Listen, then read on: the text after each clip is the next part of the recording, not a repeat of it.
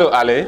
So in our last class, we talked about the definite article. We looked at the 3 cases we have in German out of 4. So we talked about nominative, accusative, and dative, although we're yet to talk about the genitive case. So today, I would like to talk about the accusative prepositions, the dative prepositions, as well as the accusative verbs and dative verbs. So let's look at this now. Don't forget, the topic we treated in our last class were the fairly, out of which we talked about the nominative case. I'm just going to use this to represent that. The accusative case, the dative case, although we are yet to talk about the genitive case. I'm just going to X this now.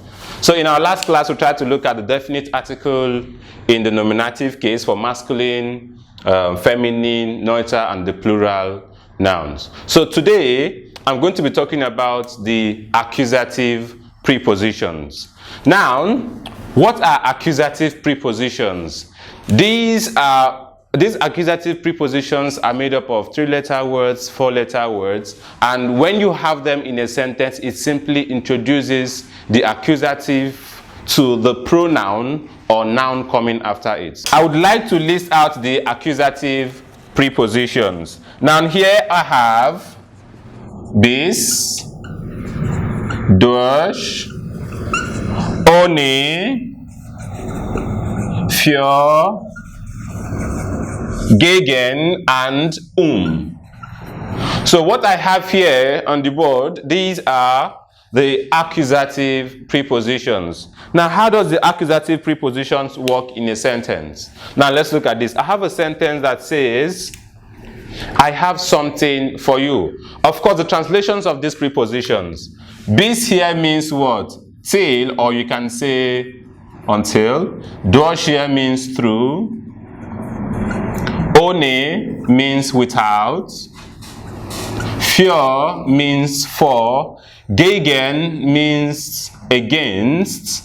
And means around, which can also be seen as at in some cases. So I would like to look at a sentence now. So I said, if I'm making a sentence and I say, I have something for you. Now, as we all know, if I'm saying I have something for you, don't forget the subject, which is the nominative case, is going to be what?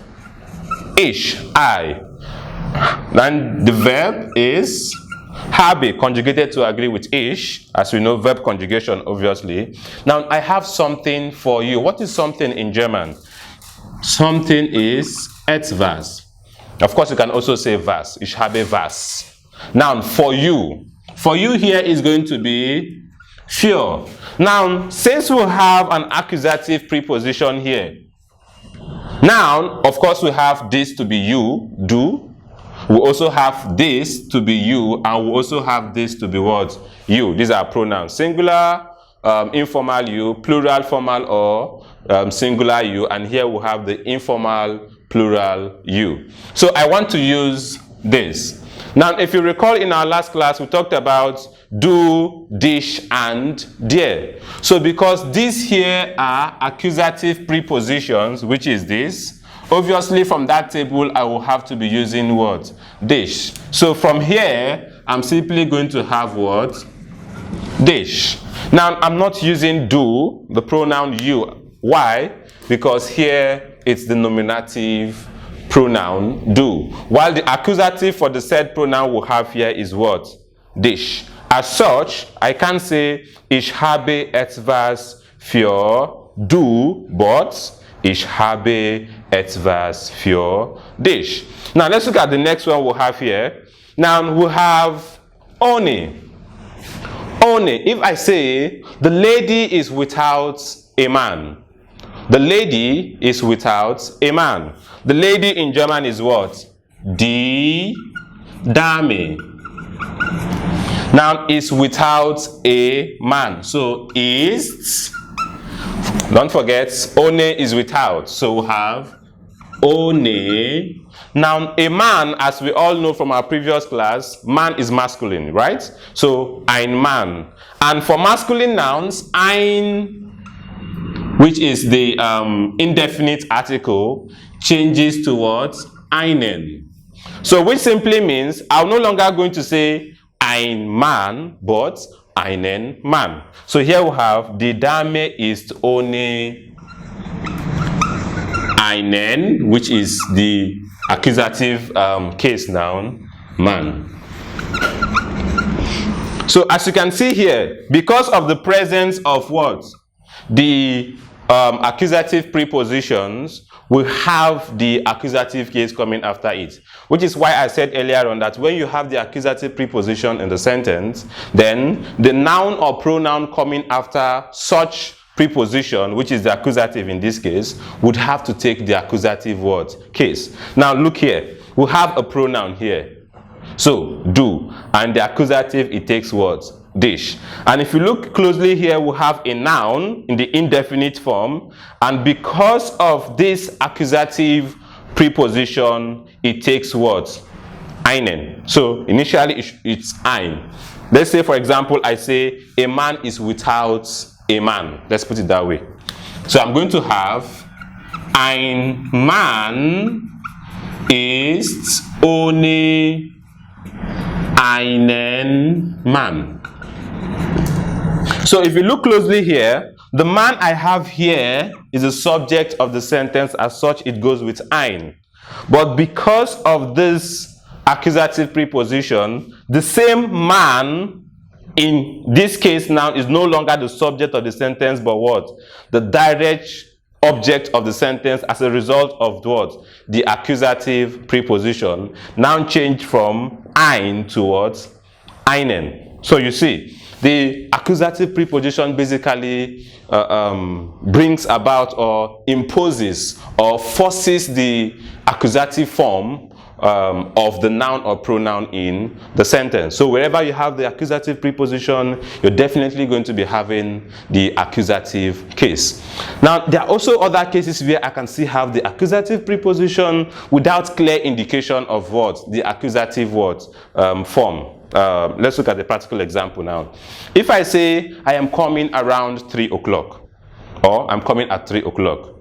Now, I can simply say, Ich komme 3 Uhr.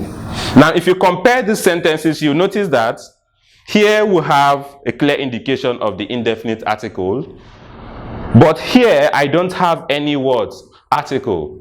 But then you still know that because this is an accusative preposition, if there should be an article here, be it a pronoun, a definite article, indefinite article, or negative article, then you have to also pay attention to the word, to the accusative case in the sentence. Okay, so right now we are going to go over to the dative prepositions. Don't forget, we have the accusative prepositions bis, durch, ohne, für, gegen, and So you can try out some other sentences with these prepositions, accusative prepositions. So now we're going to go over to the dative prepositions. Let's look at the dative prepositions. Now here on the board you have list of the dative prepositions. Hier haben wir aus, mit, bei, gegenüber, nach, seit, von, to. So these are the dative prepositions, and as I said earlier on when I was referring to the accusative prepositions, once you have the dative prepositions in a sentence, it's quite simple. You have to do what? Acknowledge the form of such preposition. So here we have the dative preposition, which simply means that I would have to use the dative noun or pronoun in the sentence whenever I have this preposition. Of course, in that case, the nouns or pronoun always come after the prepositions, as you can see here. So let's look at an example now. I want to say, I stay with you.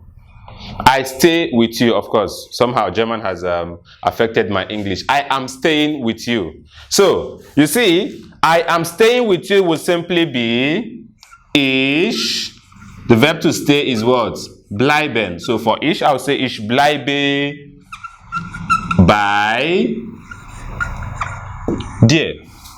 So here we have the sentence. Now, obviously here we have the dative preposition by, which means staying at your place or staying with you. So you can use by in this case. So, ich bleibe bei dir, which means I am staying with you. So as we know before now, du is you. And then in this case, we have it to be what? Der, which is the dative form of the pronoun do. Now I want to use the pronoun sie, which in the dative form changes to what? Ihnen. So if I'm repeating the same sentence, I'm going to have ich bleibe bei Ihnen. So that is it. So ich bleibe bei Ihnen. Okay. Now let's look at another example.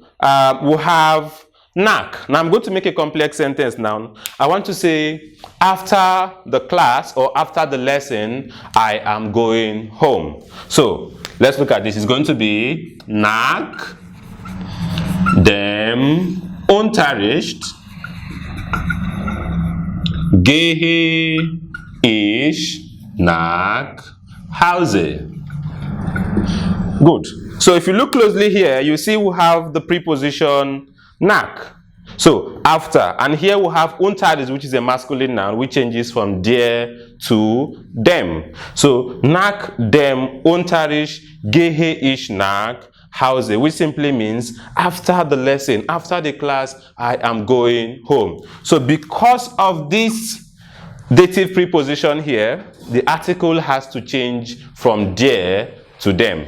Now over here, let's look at another one now. We have to. I want to say, my friend is going to the supermarket. My friend is going to the supermarket. Now let's look at this. It's going to be, I want to use the feminine friend noun, which is meine Freundin geht zu dem Supermarkt. Good. So if you look at this place now, I still have what? A masculine noun. To dem Supermarkt. So because of this two, the masculine noun changed from der to what? To them. But in this case, I want to use a different article, a feminine article. Now, I want to take this off and simply change the noun in this case. So I want to say, my friend is going to church. So I can simply say, meine Freundin geht zu der Kirche. So you see that. So recall we said that masculine changes to what? Them. Feminine D changes to what? Der, das changes to them in the dative case, of course. And then the plural D changes to what? Then. Now I want to give you an example with the plural noun. So here I've given you an example with the masculine noun. We also have an example with the feminine noun. And finally, I'm going to look at another example with the plural noun. So I want to say, my grandfather is playing with my children. My grandfather is playing with my children. Now here it's going to be, mein Opa spielt mit meinen, of course, in this case, if I'm saying the children, I'll simply say what? Then, and then Kinder. So in this case, N is added to the plural noun. That is if the noun doesn't have the N ending. So, mein Opa spielt mit meinen, which is my children, or I'm saying then if it's a definite word article. Of course, this is a possessive pronoun, and here we have a definite word article. So, mein Opa spielt mit meinen Kindern, oder?